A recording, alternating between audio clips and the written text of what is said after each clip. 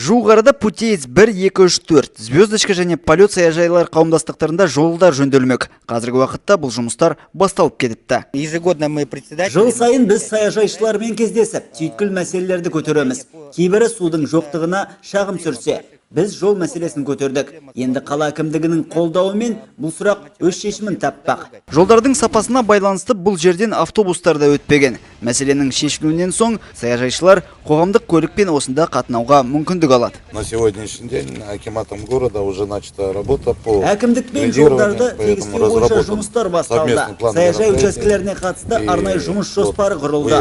2 күннің ішінде жол ретке келтіріліп, автобус бағыты жіберіледі. Пресс-тур барысында Алтынсарин 4 және Амангелді 1А мекенжайларындағы мәселелер назарға алынды. У нас КСК нет. Бізде ПИК төрағасы жоқ.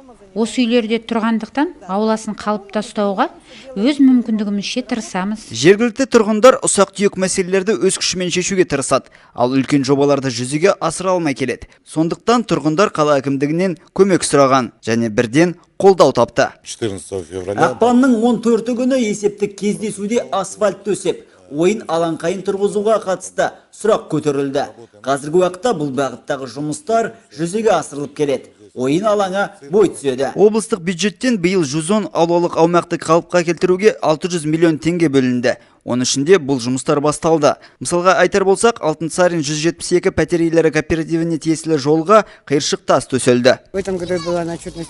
Сондай-ақ ағаштарды кесу қажеттілігін айттым. Мәселем назарсыз қалмағаны қуантады. Ал Жамбыл көшесіндегі Гүлзарда бұрынғы асфальттың орнына арнайы кеспе тастар қойылуда. Заменили брусчатое покрытие. Сырылған асфальттың орнын кеспе тастар басты. Мұндағы жер 12 сантиметрге көтерілді. Мұнда 3 бірдей бригада жұмыс істейді. 2 жылға кепілдік береміз. Бөкетов пен Жамбыл көшелерінің қиылысындағы жолда оң бұрылыс пайда болмақ. Осы сынды жұмыс Әуезов, Абай, Чайковский және Интернационал, Хименко, Валиханов көшелерінде жоспарланған. Пресс-тур соңында қала әкімі қалалық классикалық гимназиясындағы жаңа технологиялармен танысты.